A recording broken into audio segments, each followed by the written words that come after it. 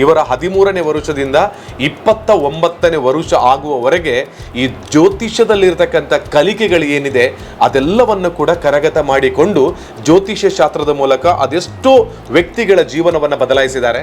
SM. Krishna ಅವರು ಇವತ್ತು ಇಲ್ಲದಿದ್ದರೂ ಕೂಡ ನಮ್ಮ ಮಾಜಿ ಮುಖ್ಯಮಂತ್ರಿಗಳು, ಅವರ ಜ್ಯೋತಿಷ್ಯವನ್ನು ಕೂಡ ಇವರೇ ಹೇಳಿರೋದು. ದೇವೇಗೌಡರಿದ್ದಾರೆ ಮಾಜಿ ಪ್ರಧಾನಿಗಳು, ಅವರ ಜ್ಯೋತಿಷ್ಯಕ್ಕೂ ಕೂಡ ಇವರೇ ಬಹಳ ಮುಖ್ಯವಾಗಿರುವಂತಹ ಕಾರಣಕರ್ತರು. ಎಚ್.ಡಿ. ಕುಮಾರಸ್ವಾಮಿ ಆಗಿರಬಹುದು. ಇಂತಹ ರಾಜಕೀಯ ಮಟ್ಟದಲ್ಲಿ ಬೆಳೆದಿರ್ತಕ್ಕಂತಹ ಸಾಮಾಜಿಕವಾಗಿ ಗುರುತಿಸಿಕೊಂಡಿರುವಂತಹ ಸಾವಿರಾರು ಮಂದಿಯ ಜ್ಯೋತಿಷ್ಯವನ್ನ ಈ ಒಂದು ಕಲಿಕೆಯ ಆಧಾರದ ಮೇಲೆ ಹೇಳಿದ್ದಾರೆ. ರೀಸೆಂಟ್ ಆಗಿ ನಾನೊಂದು ಕಥೆಯನ್ನು ಹೇಳ್ತೇನೆ. ಪರಂಗಿಪೇಟೆಯಲ್ಲಿ ದಿಗಂತ ಅನ್ನುವಂಥ ಹುಡುಗ ಕಾಣೆಯಾದ.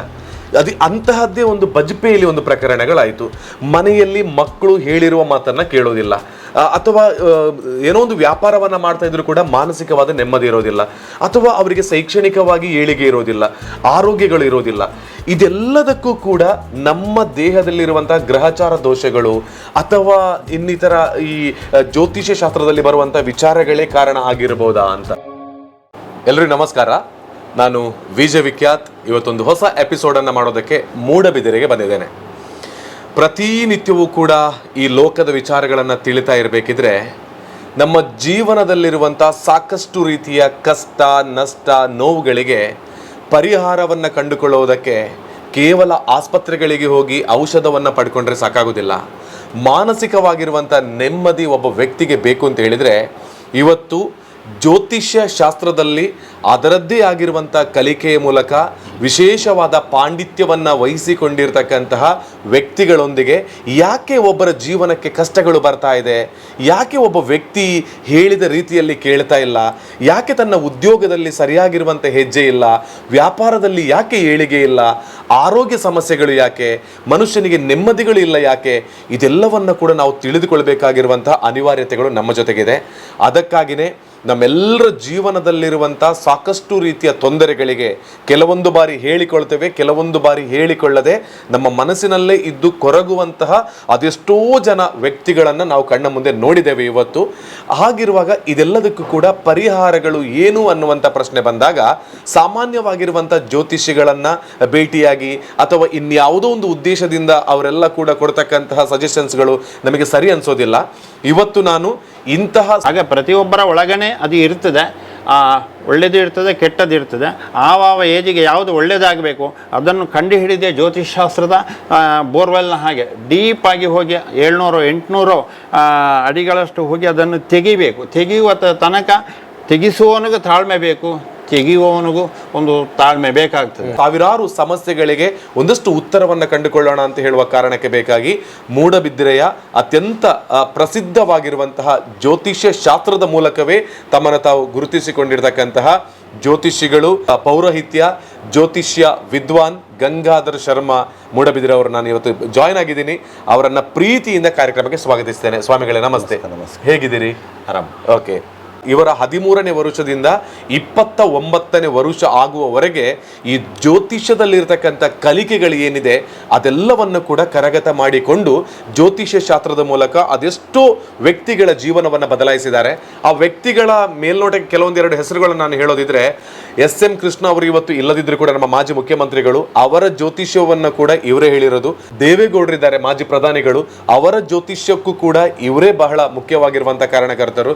ಅವರ ಜೊತೆಯಲ್ಲಿ ಎಚ್.ಡಿ. ಕುಮಾರಸ್ವಾಮಿ ಆಗಿರಬಹುದು. ಇಂತಹ ರಾಜಕೀಯ ಮಟ್ಟದಲ್ಲಿ ಬೆಳೆದಿರ್ತಕ್ಕಂತಹ ಸಾಮಾಜಿಕವಾಗಿ ಗುರುತಿಸಿಕೊಂಡಿರುವಂತಹ ಸಾವಿರಾರು ಮಂದಿಯ ಜ್ಯೋತಿಷ್ಯವನ್ನ ಈ ಒಂದು ಕಲಿಕೆಯ ಆಧಾರದ ಮೇಲೆ ಹೇಳಿದ್ದಾರೆ. ಹಾಗಿರುವಾಗ ಅವರಿಂದ ಇವತ್ತು ಕೆಲವು ಸಜೆಷನ್ಗಳನ್ನು ನಾವು ತಗೊಂಡು ಬಂದ್ರೆ ನಮ್ಮ ಮನೆಯಲ್ಲಿರುವಂತಹ ಸಮಸ್ಯೆಗಳಿಗೆ ಉತ್ತರ ಸಿಗುತ್ತೆ ಅಂತ. ಶ್ರೀ ಗುರುಭ್ಯೋ ನಮಃ. ಯಾಕಂತ ಕೇಳಿದರೆ ನಾವು ಮೊದಲಾಗಿ ಜ್ಯೋತಿಷ್ಯ ಅಂತ ಹೇಳಿದರೆ ಏನು ಅಂತ ನಾವು ಹೇಳಬೇಕಂತಿದ್ರೆ, ಜ್ಯೋತಿಹಿ ಅಸ್ಯ ಅಸ್ತೀತಿ ಜ್ಯೋತಿಷಿ ಅಂತ. ನಾವು ನಮ್ಮ ಹತ್ರ ಎಷ್ಟೋ ಲೈಟ್ಗಳುಂಟು, ಎಷ್ಟೋ 1000 ವೋಲ್ಟೇಜ್ ಇರ್ಬೋದು, ಆದರೆ ಆಕಾಶಕ್ಕೆ ಹಾಕಲಿಕ್ಕೆ ಆಗೋದಿಲ್ಲ, ಆಕಾಶದಲ್ಲಿ ಕಾಣುವುದಿಲ್ಲ. ರಾತ್ರಿ ಹೊತ್ತಲ್ಲಿ ನಾವು ಚಂದ್ರ ಇರುವಾಗಲೂ ಹಾಕಿದರೂ ಅದು ಕಾಣುವುದಿಲ್ಲ. ಯಾಕೆ ಅಂತ ಕೇಳಿದರೆ ಅದು ಕಾಣುವುದಿಲ್ಲ. ಹಾಗೆಯೇ ಅದನ್ನು ಕಾಣಬೇಕಂತಂದರೆ ಏನು ಮಾಡಬೇಕು? ಅದು ನಮಗೆ ಮೊದಲು ಕಾಣಬೇಕು. ಜ್ಯೋತಿಹಿ ಅಸ್ಯ ಅಸ್ತೀತಿ ಜ್ಯೋತಿಷಿ. ಜ್ಯೋತಿಷ್ಯಾದವನು ಮೊದಲು ಅವನದನ್ನು ಉಪಯೋಗಿಸಿಕೊಳ್ಳಬೇಕು. ಈಗ ನಾವು ಜ್ಯೋತಿಷ್ಯಕ್ಕೆ ಕಲಿಕೆ ನಮ್ಮ 13ನೇ ಪ್ರಾಯದಿಂದ 29ನೇ ಪ್ರಾಯ ಅಂದರೆ ಆಗ ಮೊಬೈಲ್ ಇಲ್ಲ, ಏನು ಇಲ್ಲ, ಟಿ ವಿಯು ಭಾರಿ ರ್ಯಾರ್. ಒಂದು ಆ್ಯಂಟೇನದಲ್ಲಿ ಎಲ್ಲಿಯಾದರೂ ಟಿ ವಿ ನೋಡಬೇಕು, ನಮಗೆ ಅಂಥ ಆಸ್ಪದ ಇಲ್ಲ. ಒಂದು ಯಾರ ಹತ್ರ ಮಾತನಾಡಬೇಕಂತಿದ್ರೆ ಆಗ ಟ್ರಂಕ್ ಬುಕ್ ಮಾಡಿ ಬೆಳಿಗ್ಗೆ ಬುಕ್ ಮಾಡಿದ್ರೆ ರಾತ್ರಿ ಹೊತ್ತುವರೆಗೆ ಕಾಯಬೇಕು. ಲೆಟ್ರ್ ಒಂದು ಮಾತ್ರ ಇದ್ದದ್ದು, ಅದು ಬಂದರೆ ಬರ್ತದೆ, ಬರದಿದ್ದರೆ ಬರ್ತದೆ. ಹಳ್ಳಿಗಳಲ್ಲೆಲ್ಲ ಕಾಗದ ಪತ್ರವನ್ನು ತಂದು ಕೊಡೋರಿಲ್ಲ. ಅಂಥ ಒಂದು ಸಮಯ ಆದ ಕಾರಣ ನಮಗೆ ವಿದ್ಯಾಭ್ಯಾಸ ಮಾಡಲಿಕ್ಕೆ ಸಾಧ್ಯತೆ ಆಯಿತು ಅಂತ ನಾನು ಹೇಳಿಕೊಳ್ತೇನೆ. ಈಗಿನ ಕಾಲದಲ್ಲಿ ಹಾಗೆಲ್ಲ, ಪ್ರತಿಯೊಂದು ಕೂಡ ಕೂತಲ್ಲೇ ಅದು ಎಲ್ಲ ಬರ್ತದೆ, ನೋಟ್ಸು ಅದು ಎಲ್ಲ ಬರ್ತದೆ. ಏನು ಬೇಕಾದರೂ ಹಣ ಬೇಕಾದರೂ ಕೂಡ ಕೂತಲ್ಲಿಗೆ ಬರ್ತದೆ. ಪ್ರಪಂಚ ಅಲ್ಲಿವರೆಗೆ ಹೋಗಿ ಮುಟ್ಟಿದೆ. ಹಾಗೆಲ್ಲ ಆದಾಗ ಏನಾಗ್ತದೆ ಕೇಳಿದರೆ ಮನುಷ್ಯನ ಜೀವನ ಅವ್ಯವಸ್ಥೆಗೆ ಒಂದು ಕಾರಣ ಆಗ್ತದೆ. ಯಾವುದರಲ್ಲಿ ಎಷ್ಟು ಒಳ್ಳೆಯದುಂಟ ಅಷ್ಟೇ ಕೆಟ್ಟದು ಉಂಟು. ಹಾಗಿರುವಾಗ ಏನು, ಈ ಜ್ಯೋತಿಷ್ಯದ ಆಧಾರದಿಂದ ನಮಗೆ ಏನು ಕೇಳಿದರೆ ನಮ್ಮ ಮಕ್ಕಳು ಹೇಗೆ ಇರಬೇಕು, ನಮ್ಮ ಕುಟುಂಬ ಹೇಗೆ ಆಗ್ತಾ ಉಂಟು. ನಮ್ಮಲ್ಲಿ ಎಷ್ಟೋ ಮಂದಿ ಕೇಳ್ತಾರೆ, ಎಲ್ಲ ಮನೆಗಳಲ್ಲಿ ಇಂಜಿನಿಯರ್ ಇದ್ದಾರೆ, ಡಾಕ್ಟರ್ಸ್ ಇದ್ದಾರೆ, ನಮ್ಮ ಕುಟುಂಬದಲ್ಲಿ ಯಾಕೆ ಇಲ್ಲ ಅಂತ. ಯಾಕಂದರೆ ಅಲ್ಲಿ ಏನೋ ಒಂದು ಅಡೆತಡೆಗಳು ಇರಬೇಕು, ಅಥವಾ ತಂದೆ ತಾಯಿಯ ಸ್ವಲ್ಪ ಬೇಜವಾಬ್ದಾರಿ ಇರ್ಬೋದು, ಮಕ್ಕಳ ಬೇಜವಾಬ್ದಾರಿ ಇರ್ಬೋದು, ಅಥವಾ ಅವರಿಗೆ ಗ್ರಹಬಲ ಇಲ್ಲದೆ ಕೂತ್ಕೊಳ್ಬೋದು, ಅಥವಾ ಕೌಟುಂಬಿಕವಾದಂಥ ಕೆಲವೆಲ್ಲ ಹಿನ್ನೆಲೆಗಳು ಇದ್ದು ಅದು ಏನೋ ಒಂದು ತೊಂದರೆಗಳಿಂದ ಇಲ್ಲದೆ ಆಗಿರಬೇಕು. ಕಾರಣ ಯಾಕಂತ ಕೇಳಿದರೆ ಸೂರ್ಯನಿಗೆ ಗ್ರಹಣ ಬಂದಾಗ ಸೂರ್ಯ ಇಲ್ಲ ಅಂತ ಆಗ್ತದೆ. ಆಗ ನಾವು ಸೂರ್ಯ ಇಲ್ಲ ಅಂತ ಹೇಳೋದಲ್ಲ, ಅದಕ್ಕೆ ಯಾಕೆ ಇಲ್ಲ ಅಂತ ಆಯಿತು ಅಂತ ನಾವು ಅದನ್ನು ಜ್ಯೋತಿಷ್ಯ ಶಾಸ್ತ್ರದ ಮುಖಾಂತರದಲ್ಲಿ ನಾವು ವಿಮರ್ಶೆ ಮಾಡಿಕೊಳ್ಬೇಕು. ಕೆಲವೆಲ್ಲ ಹೇಳ್ತಾರೆ ಸಹಜ ಜ್ಯೋತಿಷ್ಯ ತಪ್ಪು, ಜ್ಯೋತಿಷ್ಯ ಸರಿಯಲ್ಲ, ಜ್ಯೋತಿಷ್ಯ ಸುಳ್ಳು. ಅದು ನಾನು ಒಪ್ತೇನೆ. ಸುಳ್ಳು ಅಂತ ಹೇಳಲಿಕ್ಕೆ, ಸುಳ್ಳು ಅಂತ ಜ್ಯೋತಿಷ್ಯ ತಿಳಿದವರನ್ನು ಸುಳ್ಳು ಅಂತ ಒಪ್ಪಿಸಿದ್ರೆ ಸುಳ್ಳು ಅಂತ ಒಪ್ಪಲಿಕ್ಕೆ ಆಗ್ತದೆ.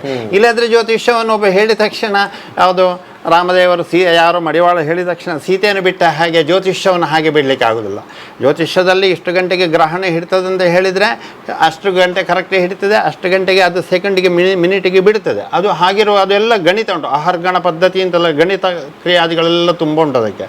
ಅದೇ ನಮ್ಮ ದೊಡ್ಡ ದೊಡ್ಡ ಇಸ್ರೋ ಕಂಪನಿ ಹೀಗೆಲ್ಲ ಉಂಟು, ಅವರೆಲ್ಲ ಬಾಹ್ಯಾಕಾಶಕ್ಕೆಲ್ಲ ಹೋಗ್ತಾರೆ. ಬಟ್ ಆದರೆ ಯಾವಾಗ ಗ್ರಹಣ ಬರ್ತದೆ, ಇನ್ನು ಎಷ್ಟನೇ ಇಸೆಯಲ್ಲಿ ಅದೆಲ್ಲ ಅವರಿಗೆ ಹೇಳಲಿಕ್ಕೆ ಆಗೋದು. ಬಂದ ನಂತರದಲ್ಲಿ ಅದನ್ನು ವಿಶ್ಲೇಷಣೆ ಮಾಡಿಕೊಂಡು ನೋಡಿಕೊಂಡು ಗ್ರಹಣ ಹಾಗೆ ಹೀಗೆ ರಕ್ತಚಂದನ ಅದೆಲ್ಲ ಹೇಳ್ತಾರೆ.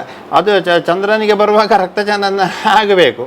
ಯಾಕಂದರೆ ನಾವು ಒಂದು ನೀರಿಗೆ ಕುಂಕುಮ ಹಾಕಿದರೆ ಅದು ಕುಂಕುಮ ಕಲ್ಲಲ್ಲೇ ಬರಬೇಕು, ಅದು ಸಹಜ. ಚಂದ್ರ ಹೇಳಿದ್ರೆ ಜಲಮಯವಾದಂಥ ಗ್ರಹ ಅವನು. ಹಾಗಿರುವಾಗ ಮನುಷ್ಯನಿಗೇನು ಅಂತ ಕೇಳಿದರೆ ಜ್ಯೋತಿಷ್ಯದ ಆಧಾರದಲ್ಲಿ ವಿದ್ಯಾರ್ಥಿಗಳಿಗಾದರೂ ಕೂಡ ಅವನಿಗೆ ಏನು ಕಲಿಬೇಕು, ಕಲ್ತು ಕೊನೆಯವರೆಗೆ ಅವನಿಗೆ ಯಾವುದು ಅನ್ನವನ್ನು ಕೊಡ್ತದೆ ಅದು ಮೊದಲು ಬೇಕು. ನಮ್ಮ ಹಳ್ಳಿಗಳಲ್ಲಿ ಹೇಗಂತ ಕೇಳಿದರೆ ಮೊದಲು ಅವನು ಮನೆ ಕೆಲಸಕ್ಕೆ ಕಲೀಲಿ, ಹುಡುಗಿಯರಿಗೆ ಮನೆ ಕೆಲಸಕ್ಕೆ ಕಲೀಲಿ.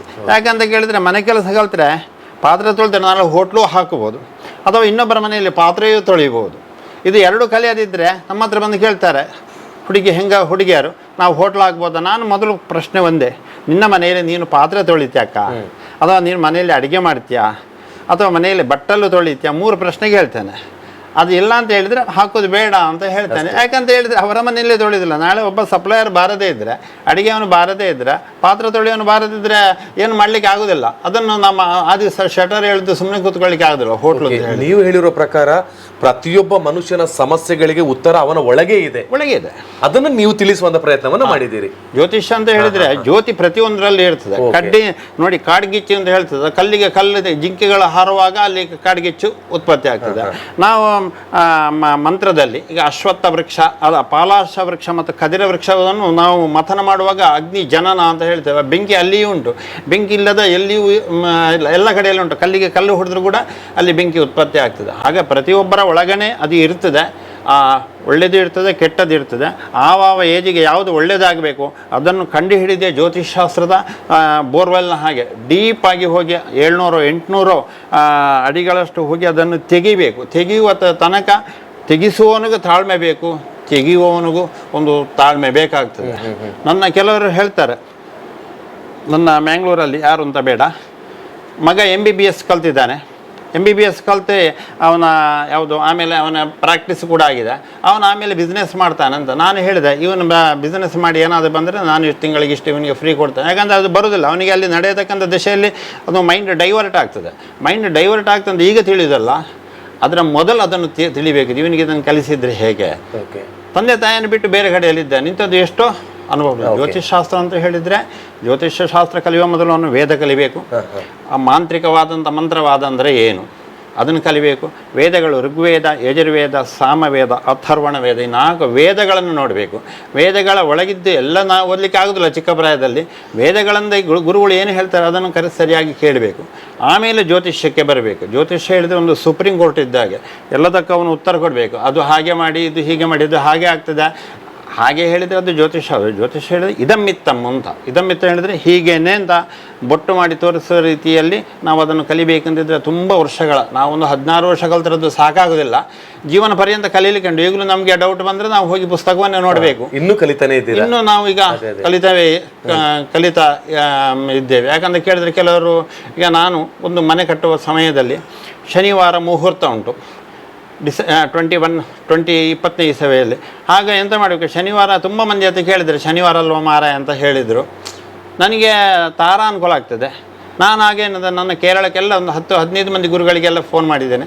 ಕೊನೆ ಪಕ್ಷ ನಾನು ಮುಹೂರ್ತ ಪದವಿ ಅಂತ ಒಂದು ಪುಸ್ತಕ ಉಂಟು, ಅದನ್ನು ತೆಗೆದು ನೋಡಿದೆ. ಹಾಗೆ ಶನಿವಾರ ಹಾಕ್ಬೋದು, ಹಾಕಿದರೆ ಇಂತಹ ಫಲ ಅಂತ ಅದರಲ್ಲಿ ಉಂಟು. ಆಮೇಲೆ ನಾನು ಆ ದಿವಸ ಹಾಕಿದೆ. 5 ತಿಂಗಳಲ್ಲಿ ನನಗೆ ಕೊರೋನಾದ ಸಮಯದಲ್ಲಿ 9 ಗಂಟೆ ನಂತರ ಅಂಗಡಿ ಓಪನ್ ಇಲ್ಲ, ಮನೆ ಆಗಿದೆ. ಹೇಗೆ? ಅದು ಶಾಸ್ತ್ರ. ಹಾಗೆ ಶನಿವಾರ ಮನೆ ಹೋಗ್ಲಿಕ್ಕೆ ಯಾರು ನಮ್ಮ ಸೌತ್ ಕನ್ನಡದಲ್ಲಿ ಒಪ್ಪಲಿಕ್ಕಿಲ್ಲ. ಯಾವುದು ಕೆಸರುಗಲ್ಲ ನಾನು ಹಾಕಿದ್ದೇನೆ. ಇದೇ ಮನೆಗೆ ಹಾಕಿ ನಾನು ಹೀಗೆ ಮಾಡಿದೆ. ಯಾಕಂತ ಹೇಳಿದರೆ ಪುಸ್ತಕದಲ್ಲಿ ಹೇಳಿದರೆ ಮುಗಿಯಿತು. ಅದು ಶಾಸ್ತ್ರ, ಅದು ಸುಳ್ಳು ಹೇಳೋದಿಲ್ಲ. ಶಾಸ್ತ್ರ ಮತ್ತು ಅಶಸ್ತ್ರ. ಕತ್ತಿ ಸರಿಯಾಗಿದ್ದರೆ ಮರವನ್ನು ಕಡಿದ್ರೆ ಅದು ಬೀಳ್ತದೆ. ಶಾಸ್ತ್ರ ಸರಿಯಾಗಿ ನಾವು ಓದಿದಾಗ ಹೇಳಿದ ರೀತಿಯಲ್ಲಿ ನಡೀತದೆ ಹೇಳತಕ್ಕಂಥ ಒಂದು ವಿಚಾರ.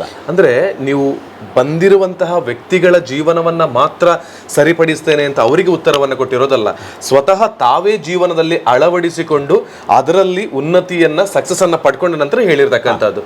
ಈಗ ನಾವು ಸಾಕಷ್ಟು ಕಡೆಗಳಲ್ಲಿ ನೋಡ್ತೇವೆ ಸ್ವಾಮಿಗಳೇನಂದ್ರೆ, ಒಬ್ಬ ಜ್ಯೋತಿಷಿಗಳು ಏನು ಹೇಳ್ತಾರೆ, ಮತ್ತೊಬ್ಬ ಮನೆಯ ವಿದ್ಯಾರ್ಥಿ ನೀವು ಇದೇ ಉದ್ಯೋಗಕ್ಕೆ ಹೋಗ್ತೀರಿ, ಇದೇ ಡಾಕ್ಟರ್ ಆಗ್ತೀರಾ ಅಥವಾ ಇಂಜಿನಿಯರ್ ಆಗ್ತೀರಾ ಅಂತ ಹೇಳುವಂಥದ್ದನ್ನು ಸರಿ ಮಾಡ್ತಾರೆ. ಆದರೆ ಸ್ವತಃ ಯಾಕೆ ಒಬ್ಬ ಜ್ಯೋತಿಷಿಯ ಮನೆಯಲ್ಲೇ ಒಂದು ಡಾಕ್ಟರ್ಗಳನ್ನು ಮಾಡೋದಕ್ಕೆ ಅವರಿಗೆ ಸಾಧ್ಯ ಆಗಲಿಲ್ಲ ಅಂತ ಹೇಳುವಂಥ ಪ್ರಶ್ನೆಗಳು ಸಮಾಜದಲ್ಲಿ ಕಾಣ್ತದೆ. ಹಾಗಿದ್ರೆ ನಿಮ್ಮ ಒಂದು ವೈಯಕ್ತಿಕ ಜೀವನವನ್ನು ನೋಡಿದರೆ ನಿಮ್ಮ ಮಕ್ಕಳು ನಿಮ್ಮ ಮನೆಯಲ್ಲಿ ಯಾವ ರೀತಿಯ ಉದ್ಯೋಗವನ್ನು ಅಥವಾ ಯಾವ ರೀತಿಯ ಕೆಲಸ ಕಾರ್ಯವನ್ನು ತಮ್ಮ ಮಕ್ಕಳೆಲ್ಲ ಮಾಡ್ತಿದ್ದಾರೆ ಅಂತ ನೋಡಿ. ಯಾಕಂತ ಕೇಳಿದರೆ ನಮಗೆ ಸಂಸ್ಕೃತ ಪ್ರಧಾನ. ನನ್ನ ಮಕ್ಕಳು ಏನಂತ ಕೇಳಿದರೆ, ಈ ಹಿಂದೆ ಅದನ್ನು ಸೋದೆ ಶ್ರೀಗಳವರು ಹೇಳಿದರು, ನೀವು ಆಯುರ್ವೇದ ನೋಡಿ ಅಂತ. ನನಗೆ ಆಯುರ್ವೇದ ಅಂತ ಗೊತ್ತಿಲ್ಲ. ನನಗೆ 17 ವರ್ಷದಲ್ಲಿ ಆಗ ಆಟ ಆಡುವ ಸಮಯದಲ್ಲಿ ಅಂತ ಗೊತ್ತಿಲ್ಲ, ಓದುವುದು ಮಾತ್ರ ನಮ್ಮ ತಲೆಯಲ್ಲಿದ್ದದ್ದು. ಅದನ್ನು ನಾನು ಮಕ್ಕಳಿಗೆ ಅಳವಡಿಸಿದೆ. ಯಾಕೆ ನೀನು ಆಯುರ್ವೇದ ಕಲೀಲಿಕ್ಕೆ ಬಾರದು?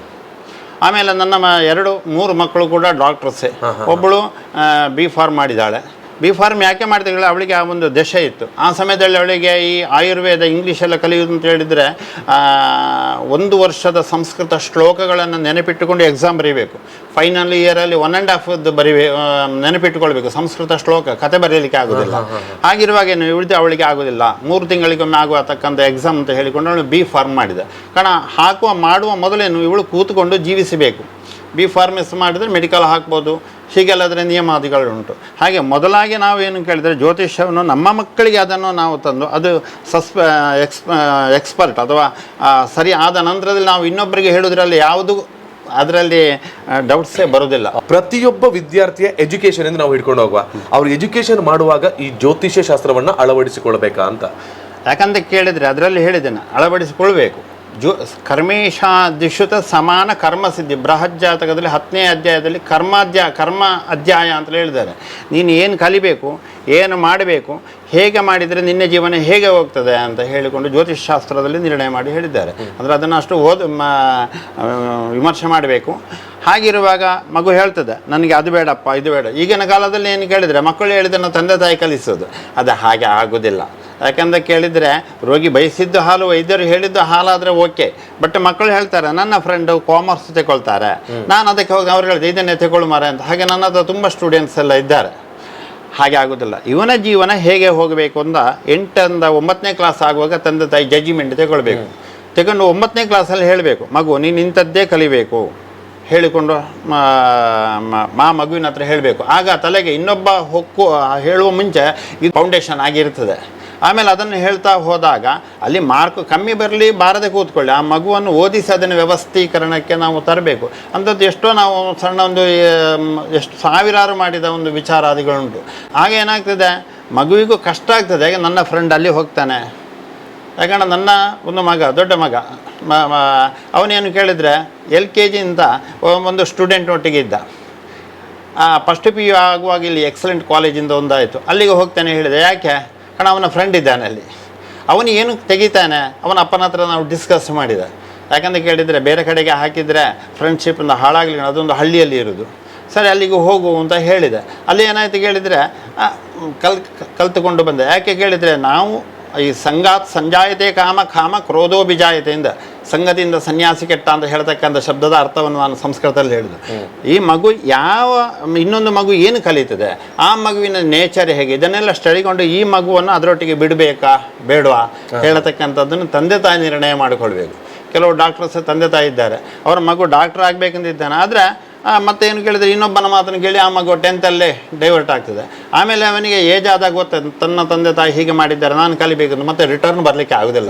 ನಾವು ಎಷ್ಟೋ ಮಕ್ಕಳಿಗೆ ಹೇಳ್ತೇವೆ 10th 12th ಆದ ನಂತರದಲ್ಲಿ ಅಥವಾ ಡಿಗ್ರಿ ಆದ ನಂತರದಲ್ಲಿ ನೀನು ಕಲ್ತದ್ದು 10th ಮಾತ್ರ ಅಂತ. ಇಲ್ಲ, ನಾನು ಡಿಗ್ರಿ ಮಾಡಿದ್ದೆ ಅಂತ ಪ್ರಯೋಜನ ಇಲ್ಲ ಹೇಳಿದರೆ 5 ವರ್ಷ ಮಾಡಿದಂಥ ಎಜುಕೇಷನ್ನೇ ಪ್ರಯೋಜನ ಇಲ್ಲ. ಅದಕ್ಕೆ ಕಾರಣಾದಿಗಳಿರ್ತದೆ, ಕುಟುಂಬದ ಪ್ರೇತ ದೋಷಾದಿಗಳು ಅಥವಾ ನಾಗನ ದೋಷಾದಿಗಳು ಏನಿದ್ರೂ ಕೂಡ ಮನುಷ್ಯನ ಪ್ರಯತ್ನ ಒಂದು ಬೇಕು. ಸಾಧನೆ ಮಾಡಿದರೆ ಸಬಳ ನುಂಗಬಹುದು ಅಂತ. ಮನುಷ್ಯನ ಸಾಧನೆ ಏನೂ ಇರೋದು. ಮತ್ತೆ ಭಟ್ರಲ್ಲಿ ಜ್ಯೋತಿಷ್ಯರಲ್ಲಿ ನಾವು ಹೇಳ್ತೇವೆ ಅವನಿಗೆ ಪ್ರೇತದ ಉಪದ್ರ ಉಂಟು, ಕೃತ್ರಿಮ ಉಂಟು, ಅದು ಉಂಟು, ಇದು ಉಂಟು ಅಂತ. ನಮಗೆ ಏನು ಉಂಟು? ನಮಗೆ ಯಾವ ಟ್ಯಾಲೆಂಟ್ ಇಲ್ಲ. ಈ ಹರಿವೆ ಸೊಪ್ಪು ಉಂಟು, ಅದಕ್ಕೆ ಏನು ಬಲ ಇಲ್ಲ. ಅರ್ಧ ನಂತರದಲ್ಲಿ ಹೀಗೆ ಬಿದ್ದರೆ ಹೇಗೆ ಬೀಳ್ತದೆ ಹಾಗೆ ತಂದೆ ತಾಯಿ ಆಗಲಿಕ್ಕೆ ಬರೋದು. ಅವರು ಮಕ್ಕಳನ್ನು ಸರಿಯಾದ ದಾರಿಗೆ ತರಬೇಕು. ರೀಸೆಂಟ್ ಹೇಳಿದರೆ ದಿಗಂತ ಅಂತ, ನಮ್ಮ ಆಗಲೇ ಹೇಳಿದ್ದೇನೆ, ಅವನು ಪರೀಕ್ಷೆಗೆ ಸರಿಯಾಗಿ ಕೈ ಕೊಟ್ಟಾಗ ಅದನ್ನು ಜನರಲ್ ಆಗಿ ಎಲ್ಲರೂ ಒಪ್ಪಲೇಬೇಕು.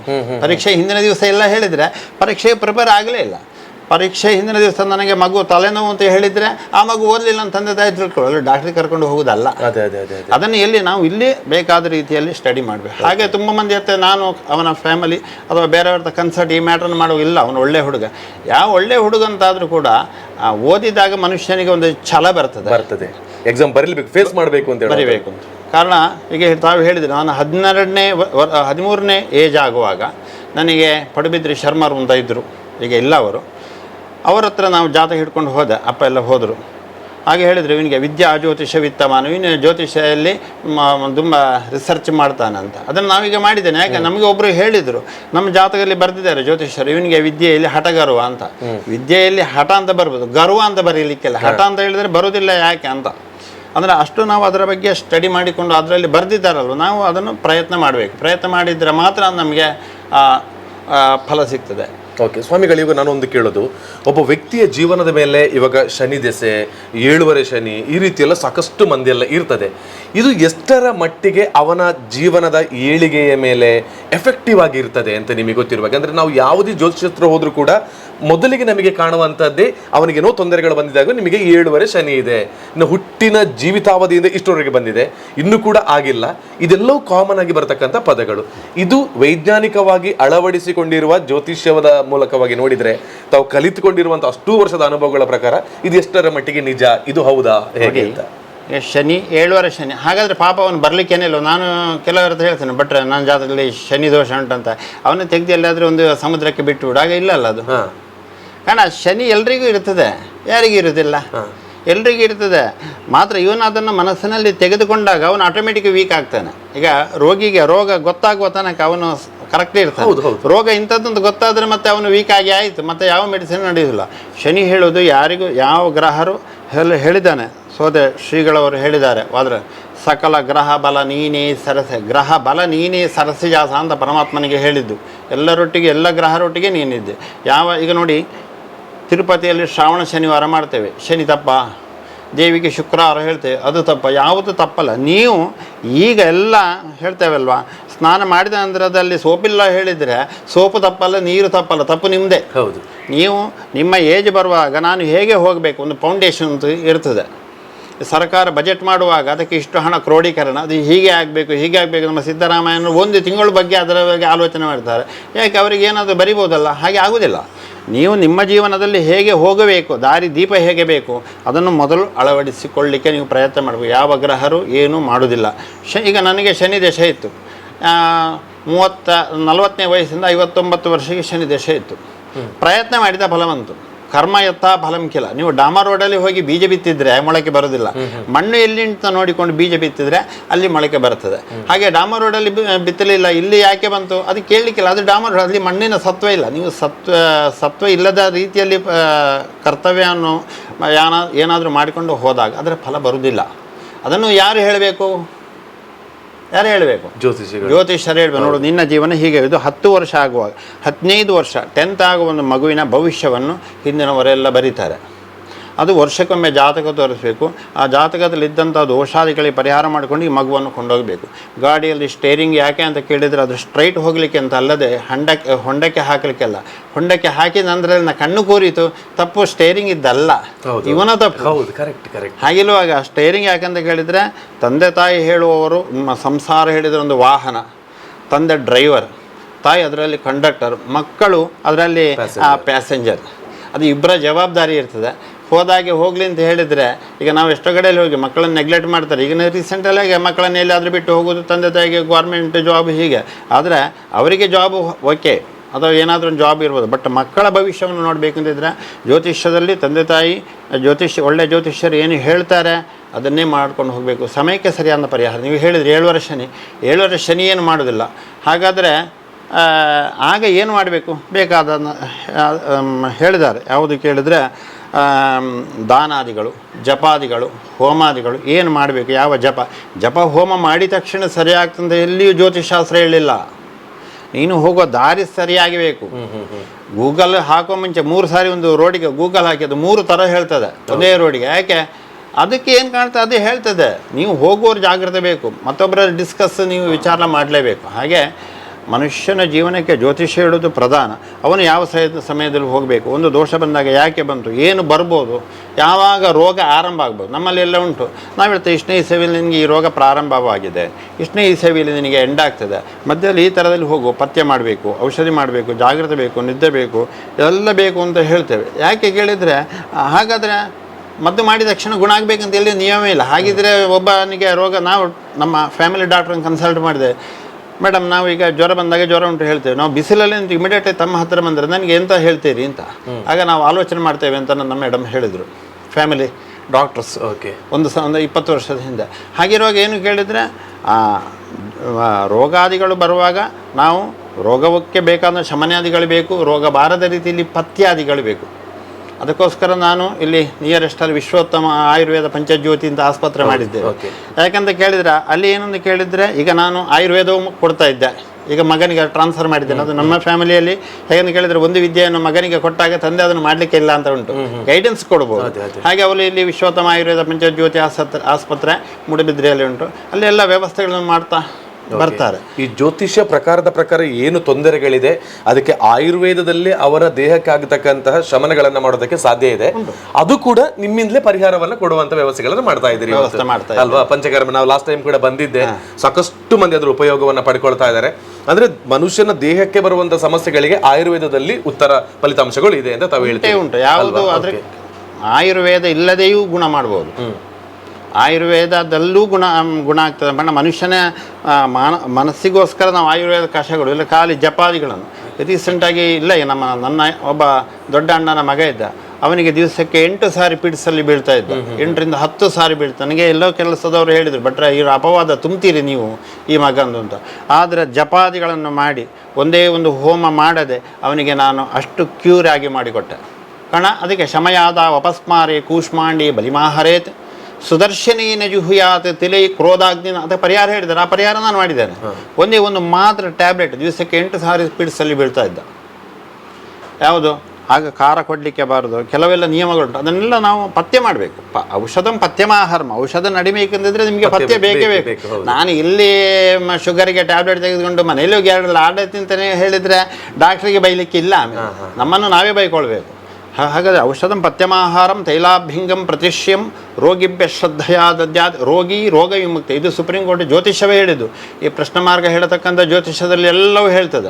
ಇಷ್ಟನ್ನು ನಾವು ಓದಬೇಕು, ಬಾಯಿಪಾಠ ಕಲಿಬೇಕು, ಆಮೇಲೆ ಪ್ರಾಕ್ಟಿಕಲ್ ಆಗಿ ಇನ್ನೊಬ್ಬರ ಮೇಲೆ ಅದನ್ನು ಪ್ರೊಸೀಡ್ ಮಾಡಬೇಕು, ಮಾಡ್ತಾ ಇರಬೇಕು. ಹೀಗೆ ಜ್ಯೋತಿಷ. ಹಾಗೆ ಇರುವಾಗ ಮತ್ತೇನು, ಇದು ಈ ಜ್ಯೋತಿಷಾಸ್ತ್ರದಲ್ಲಿ ಹೇಳ್ತದೆ.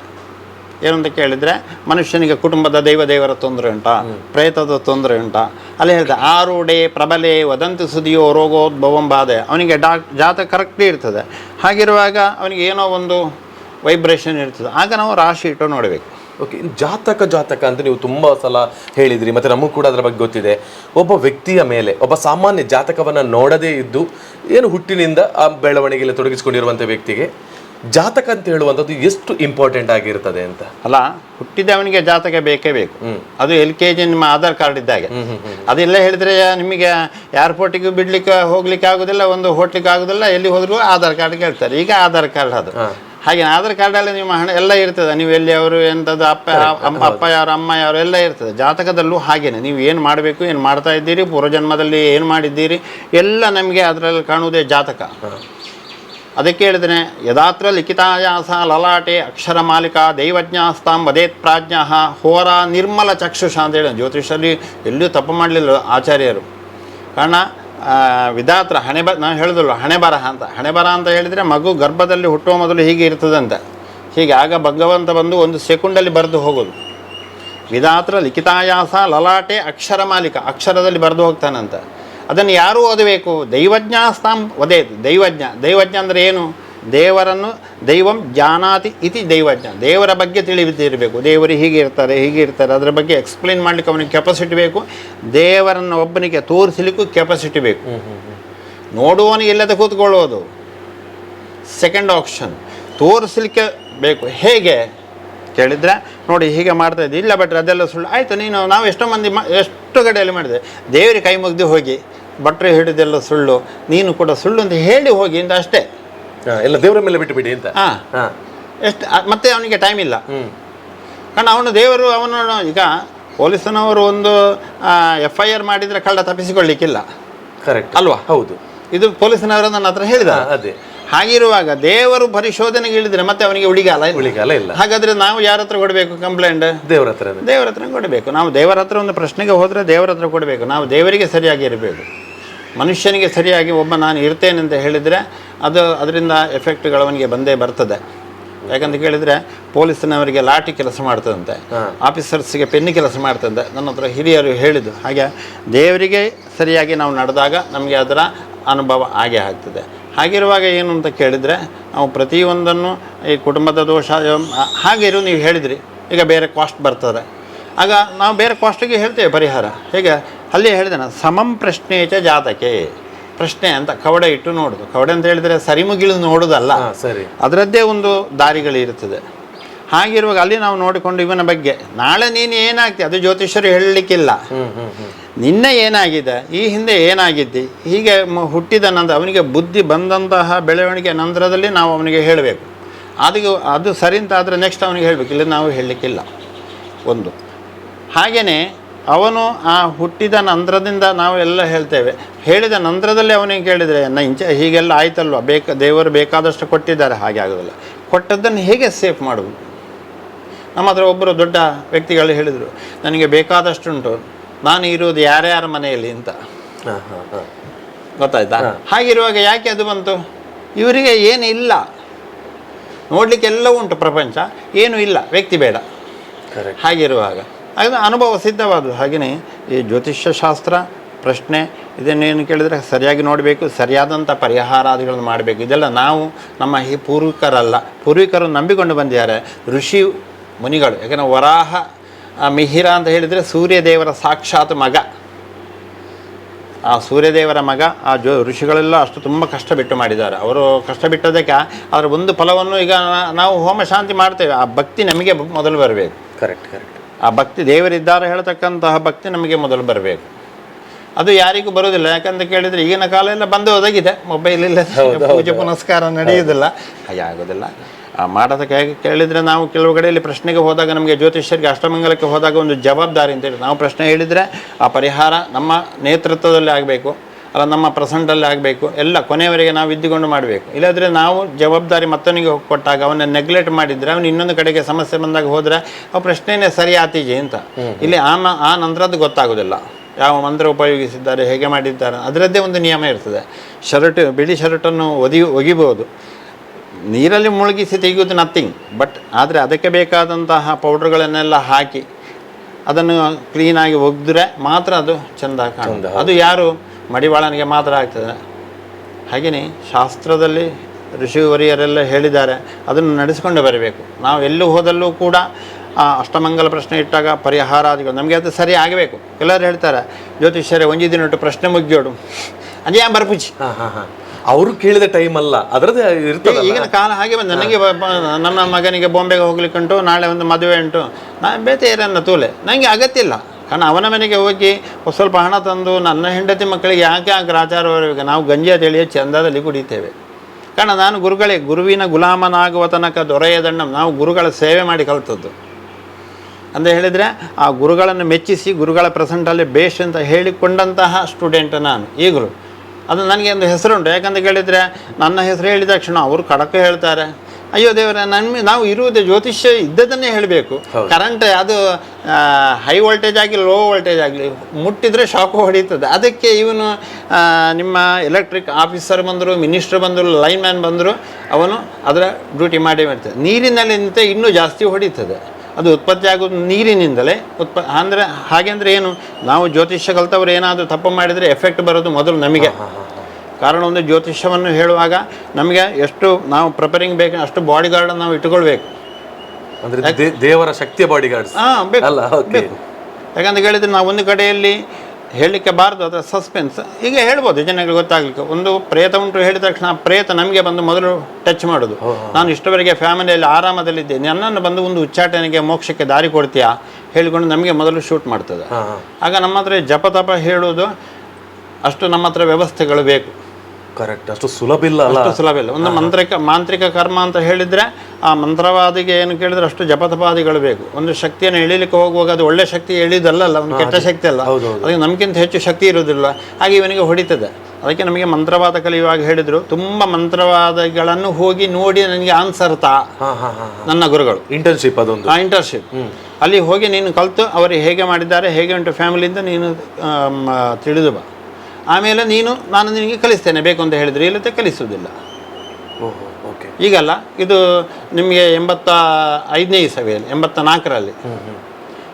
ಹಾಗಿರುವಾಗ ನಾವು ಮತ್ತೆ ನಮಗೆ ಧೈರ್ಯ ಬಂದು ನಾವು ಅದನ್ನು ಅದಕ್ಕೆ ಒಂದು ಹೆರಿಡಿಟಿ ಅಂತ ಇರ್ತದೆ. ಆ ಹೆರಿಡಿಟಿ ಮುಖಾಂತರದಲ್ಲಿ ಮತ್ತೆ ನಾವು ಕಲ್ತ್ಕೊಂಡು, ಆದರೆ ಈಗ ನಮ್ಮ ಸ್ವಂತಕ್ಕೆ ಮಾಡ್ತೇವೆ ಅಂತಲ್ಲದೆ ಇನ್ನೊಬ್ಬರು ಯಾರೋ ಒಂದು ಹೇಳಿದ್ರು ಅಂತ ಹೇಳಿಕೊಂಡು ನಾವು ಮಾಡಲಿಕ್ಕೆ ಹೋಗೋದಿಲ್ಲ. ಕಾರಣ ಅಲ್ಲಿ ಅವರು ಸರಿಯಾಗಿ ಮಾಡಿದರೆ ಎಫೆಕ್ಟ್ ನಮ್ಮ ಹುಡ್ಕೊಂಡು ಬರೋದು ಮನೆಗೆ.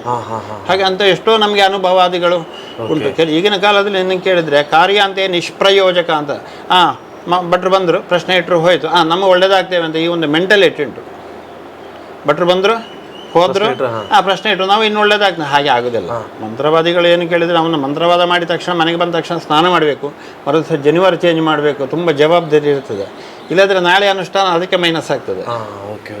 ಈ ಮನೆಯಲ್ಲಿ ಯಾವುದೋ ನಮ್ಮ ಬ್ಯಾಟ್ರಿಗಳು ಇರ್ತದಲ್ವ, ಯಾವುದು ಅಂತ ಹೇಳ್ತೇವೆ ಇದಕ್ಕೆ, ಇನ್ವರ್ಟರ್ ಹಾಳಾದರೆ ಇಮಿಡಿಯೇಟ್ಲಿ TCಗೆ ಹೊಡಿತದೆ. ಆಗ ಲೈನ್ಮನ್ ಹೇಳ್ತಾನೆ, TC ಅದು ನಿಮ್ಮ ಇನ್ವರ್ಟರ್ ಸರಿ ಇಲ್ಲ, ಅದನ್ನು ಸರಿ ಮಾಡಿಕೊಳ್ಳಿ ಅಂತ ಹೇಳ್ತಾನೆ. ಹಾಗೇನೆ ಇಲ್ಲಿ ಏನಾದರೂ ಸರಿಯಾಗಿ ಇಲ್ಲದಿದ್ದರೆ ಅಲ್ಲಿಂದ ನಮಗೆ ರಿಟರ್ನ್ ಹೊಡಿತದಲ್ಲ, ಅದು ಯಾರಿಗೆ ಗೊತ್ತಿಲ್ಲ. ಹಾಗಿರುವಾಗ ಅದಕ್ಕೆ ಒಂದು ಗಾದೆ ಉಂಟು, ಮಂತ್ರವಾದಿಯ ಮನೆ ಹಾಳು, ಹೀಗೆಲ್ಲ ಕೆಲವು ವರ್ಡ್ಗಳೆಲ್ಲ ಅದಕ್ಕೆ ಗೊತ್ತಿಲ್ಲ. ಆ ವಿಧಿವತ್ತಾಗಿ ಇದ್ರೆ ಎಲ್ಲ ಕರೆಕ್ಟ್ ಆಗ್ತದೆ. ವಿಧಿಮನ್ಮಂತ್ರಾಹ ಜಪಿತಾಹ ಸರ್ವಾರ್ಥ ಸಾಧಕಾಹ ಲೋಕದಲ್ಲಿ ವಿಧಿ ಪ್ರಕಾರದಲ್ಲಿದ್ದರೆ ಏನು ತೊಂದರೆ ಬರುವುದಿಲ್ಲ. ಹಾಗಿದ್ರೆ ಒಬ್ಬ ಜ್ಯೋತಿಷಿ ಬೋರ್ಡ್ ಇರ್ತದೆ, ನೇರವಾಗಿ ಹೋಗಿ ನಾವು ಕೇಳೋದಲ್ಲ, ಅದರ ಬಗ್ಗೆ ಅಧ್ಯಯನವನ್ನ ಮಾಡಿ ಅದರದ್ದೇ ಆಗಿರುವಂಥ ವಿದ್ಯೆಗಳನ್ನು ಕಲಿತಿರುವ ಜೊತೆಯಲ್ಲೇ ನಮ್ಮ ಬಗ್ಗೆ, ನಮ್ಮ ಜೀವನದ ಬಗ್ಗೆ, ನಮ್ಮ ಜಾತಕದ ಬಗ್ಗೆ ಏನು ಪ್ರಶ್ನೆಗಳಿದೆ ಅದನ್ನು ಕೇಳಿದರೆ ಮಾತ್ರ ಒಬ್ಬನ ಜೀವನ ಸರಿ ಹೋಗಬಹುದು ಅಂತ. ಕಂಡಲ್ಲಿ ಹೋಗಿ ಪ್ರಶ್ನೆಗಳನ್ನು ಕೇಳಿದರೆ ಅಲ್ಲಿ ಉತ್ತರ ಸಿಗ್ತದೆ ಅಂತ ಹೇಳೋದಕ್ಕೆ ಗ್ಯಾರಂಟಿಗಳಿಲ್ಲ ನಮಗೆ, ಅಲ್ವಾ? ಸೊ ಇದರಲ್ಲಿ ನಾವು ನೋಡ್ತಾ ಇದ್ದೀವಿ, ಎಲ್ಲ ಜ್ಯೋತಿಷಿಗಳು ಕೂಡ ನಾವು ಒಂದು ಕ್ಯಾಶುವಲ್ ಆಗಿ ಕೇಳೋದು, ಈ ರೀತಿ ಕಂಪ್ಲೀಟ್ ಆಗಿರುವಂಥ ವಿದ್ಯೆಗಳನ್ನು ಕಲಿತು ಬಂದಿರುವವರೇ ಹೌದಾ ಅಂತ.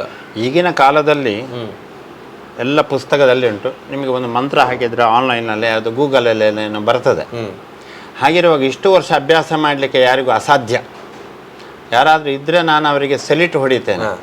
ನಾವು ಕಲ್ತದ್ದಕ್ಕೆ ನಾನು ಸಣ್ಣ 77, 78 65 ನಂದ ಬರ್ತ್. 78 ನಾನು ಪೇಜಾರ ಸ್ವಾಮಿ ವಿದ್ಯಾಪೀಠದಲ್ಲಿ ನನ್ನ ಹೆಸರು ತೆಗೆದ್ರಲ್ಲಿ ಇರ್ತದೆ. ವಿಶ್ವೇಶ್ವರ ತೀರ್ಥ ಶ್ರೀಗಳವರ ಸ್ಟೂಡೆಂಟ್ ನಾನು. ಈಗ 78ಅಲ್ಲಿ 13ನೇ ವರ್ಷ. ಆಮೇಲೆ ನಾವು ವಿದ್ಯಾಭ್ಯಾಸದಲ್ಲಿ ಅಲ್ಲಿಂದ ಹೊರಗೆ, ಆಮೇಲೆ ಉಡುಪಿಯಲ್ಲಿ ಎಲ್ಲ. ಕಾರಣ ಈಗಿನ ಶ್ರೀಯುತ ನಾವು ಹೇಳಲಿಕ್ಕೆ ಬಾರ್ದು, ಚಿಕ್ಕ ಪೇಜಾರ ಸ್ವಾಮಿಗಳು ನಮಗೆ ಭಾರಿ ಆತ್ಮೀಯರು. ಸುಬ್ರಹ್ಮಣ್ಯ ಸ್ವಾಮಿಗಳು ನಾವು ವಿದ್ಯಾಪೀಠದಲ್ಲಿ ಇರುವಾಗ ನನ್ನ ಜೂನಿಯರ್ಸ್ ಅವರು, ಈಗ ನಮ್ಮ ಶ್ರೀಗಳವರು, ಹಾಗೆ ಹೆಸರು ಹೇಳಲಿಕ್ಕೆ ಆಗೋದಿಲ್ಲ. ಹಾಗೆ ಯಾಕಂತ ಕೇಳಿದ್ರೆ ನಾವು ವಿದ್ಯಾಭ್ಯಾಸದಲ್ಲೇ ನಿಮ್ಮ ಮೈಂಡನ್ನು ನೀವು ಟರ್ನ್ ಆಡು. ಡ್ರೈವಿಂಗ್ ಮಾಡುವಾಗ ತಲೆ ಆಚೆ ಈಚೆ ಹೋದರೆ ಗಾಡಿ ಆಕ್ಸಿಡೆಂಟ್ ಆಗ್ತದೆ. ಎಜುಕೇಷನ್ ಆಗುವಾಗ ಆ ಎಜುಕೇಷನ್ನ ಬಗ್ಗೆನೇ ನಿಮಗೆ ಆ ಏಕಾಗ್ರತೆ ಬರಬೇಕು. ಹಾಗಿದ್ರೆ ಮಾತ್ರ ಮಂತ್ರಶಾಸ್ತ್ರ ಏನು, ವೇದಗಳು ಏನು, ಹೇಗೆ ಅದನ್ನು ಕರಗಿಸಿಕೊಳ್ಳುವುದು, ಹೇಗೆ ಮುಂದೆ ಹಾಕ್ಕೊಂಡು ಹೋಗೋದು, ಯಾರಿಗೆ ಏನನ್ನು ಹೇಳ್ಬೋದು, ಯಾವ ಥರದಲ್ಲಿ ಮಾಡಬಹುದು, ಯಾಕೆ ಮಾಡಬೇಕು. ಋಷಿಗಳು ಮೊದಲಾಗಿ ಜ್ಯೋತಿಷ್ಶಾಸ್ತ್ರದಲ್ಲಿ ಈ ಥರದ ನಿರ್ಣಯ ಯಾಕೆ ಮಾಡಿದ್ದಾರೆ ಅಂತ ನೋಡಿ. ನಮ್ಮ ಇಲ್ಲಿ ಮೊದಲನೇ ಗುರುಗಳು ಅನಂತ ಪದ್ಮನಾಭ ತಂತ್ರಿ ಅಂತ ನನ್ನ ಮೊದಲನೇ ಗುರುಗಳು.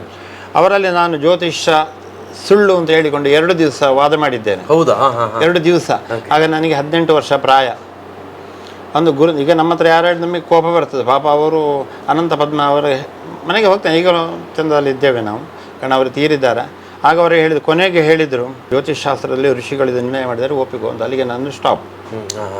ನನಗೆ ಪ್ರಶ್ನೆಗೆ ಉತ್ತರ ಸಿಕ್ಕಿತ್ತು. ಆಮೇಲೆ ನಾನು ಜ್ಯೋತಿಷ್ಯ ಕಲೀಲಿಕ್ಕೆ ಪ್ರಾರಂಭ ಮಾಡಿದ್ದು 18ನೇ ವಯಸ್ಸಿನಲ್ಲಿ. 29 ವರ್ಷದವರೆಗೂ ಜ್ಯೋತಿಷ್ಯವೇ ಕಲ್ತದ್ದು. ಅದರ ಮೊದಲು ಅದರ ಭಾಗವಾದಂಥ ಋಗ್ವೇದ, ಯಜುರ್ವೇದ, ಸಾಮವೇದ, ಅಥರ್ವವೇದ, ಪೌರೋಹಿತ್ಯ, ಮಾಂತ್ರಿಕ ಎಲ್ಲ ನಾವು ಅದನ್ನು ಕಲಿತು ಎಷ್ಟೋ ಮಂದಿ ಸಣ್ಣ ನಾವು ಗೋಕರ್ಣದಿಂದ ಟ್ರಿವೆಂಡ್ರಮ್ವರೆಗೆ, ರೀಸೆಂಟ್ ಟ್ರಿವೆಂಡ್ರಮಲ್ಲಿ ಪ್ರಶ್ನೆ ಆಯಿತು. ಈಗ ಟ್ರಿವೆಂಡ್ರಮಲ್ಲಿ ಇಲ್ಲಿ ಅವರು ಪೂಜಾ ಕೊಕ್ಕಡದವರು, ಹಾಗೆ ಎಷ್ಟೋ ಟೆಂಪಲ್ಗಳಿಗೆ ನಾವು ಹೋಗಿ. ಕಾರಣ ಟೆಂಪಲ್ಗಳಿಗೆ ಆಗಾಗ ಪ್ರಶ್ನೆಗಳು ಎಷ್ಟೋ ಕಡೆಯಲ್ಲಿ ಆಗ್ತಾ ಇರ್ತದೆ, ಒಂದೊಂದು ಫ್ಯಾಮಿಲಿಯಲ್ಲಿ ಆಗ್ತಾ ಇರ್ತದೆ. ಯಾಕೆ ಈ ನೀವು ಬೇಸಿಕ್ ನಿಮಗೆ ಕರೆಕ್ಟ್ ಹೋಗದೇ ಇದ್ದಾಗ. ನಮ್ಮಲ್ಲಿ ಈಗಲೂ ಉಂಟು, ಒಂದು ಫ್ಯಾಮಿಲಿ ಹಿಂದಿನಿಂದಲೂ ಗುರುಗಳಲ್ಲಿ ಒಂದು ಮನೆಯಲ್ಲಿ ಅಷ್ಟಮಂಗಲ ಹಿಡಿದಾದ್ರೆ ಎಲ್ಲರೂ ಬರಬೇಕು, ಪರಿಹಾರ ಮಾಡೋದು ಎಲ್ಲರೂ ಬರಬೇಕು. ರೀಸೆಂಟಾಗಿ ಇಲ್ಲಿ ಒಂದು ಕಿನ್ನಿಗೋಳಿ ಹತ್ತಿರ ಮಾಡಿದೆ, ಎಲ್ಲರೂ ಬರಬೇಕು. ಭಾರತೀಯ ಪ್ರಶ್ನೆ ಇಡೋದಿಲ್ಲ. ಕಾರಣ ಆಮೇಲೆ ಏನಾಗ್ತದೆ ಕೇಳಿದರೆ ಇವರೆಲ್ಲ ಏನಾಗ್ತದೆ ಕೇಳಿದರೆ ಅವರು ಬರೋದಿಲ್ಲ. ನಾವು ಏಕಪಾತ್ರ ಅಭಿನಯದಲ್ಲಿ ಹೋದರೆ ಅವರು ಒಪ್ಪುಕೊಳ್ಳೋದಿಲ್ಲ. ಆಮೇಲೆ ಇಲ್ಲಿ ಕ್ಲಾಶ್ ಆಗ್ತದೆ. ಹಾಗಿರುವಾಗ ನಾವು ಏನು ಕೇಳಿದ್ರೆ, ಎಷ್ಟೋ ಫ್ಯಾಮಿಲಿಗೆ ನಾವು ಹೋದಾಗ ಮೊದಲು ಹೇಳೋದಷ್ಟೇ, ಎಲ್ಲರೂ ಬರಬೇಕು. ಅಲ್ಲ, ಅನ್ನ ನೀರಿನ ಹೊರಗೆ ಕೂತ್ಕೊಳ್ಳಿ, ಬರುವಾಗ ಬಾಟ್ಲಿಯಲ್ಲಿ ತನ್ನಿ, ನಾನು ನನ್ನ ಬಾಟ್ಲಿಯಿಂದ ಕೊಡ್ತೇನೆ ನಾನು. ಕಾರಣ ಅಲ್ಲಿ ಸರಿ ಮಾಡಬೇಕಲ್ಲ. ಜ್ಯೋತಿಷ್ಯ ಹೇಳೋದೇನು ಕೇಳಿದರೆ, ಆ ಕುಟುಂಬದಲ್ಲಿ ಕತ್ತಲೆ ಇದ್ದಾಗ ನಾವಲ್ಲಿ ಬೆಳಕು ಕೊಟ್ಟು ಬರಬೇಕು.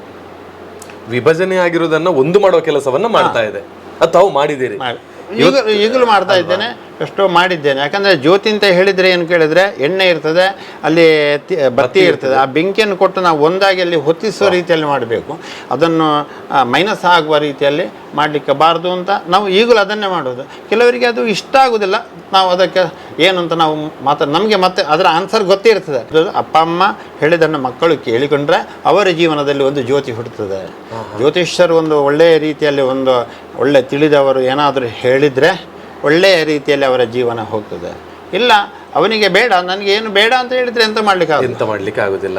ಬರುವಂತ ಕಷ್ಟಗಳನ್ನು ಅನುಭವಿಸಬೇಕಾಗುತ್ತೆ ಅಷ್ಟೇ. ಇಲ್ಲಿ ನಿಯರೆಸ್ಟ್ ದರೆಗುಡ್ಡೆ ಅಂತ ನಾವು ಇಟ್ಟುಕೊಳ್ಳುವ, ದರೆಗುಡ್ಡೆ ಅಂತ ಇಟ್ಟಲ್ಲ ದೇವಸ್ಥಾನ, ರೀಸೆಂಟ್ ಬ್ರಹ್ಮಕಲಶ ಇರಬೇಕು.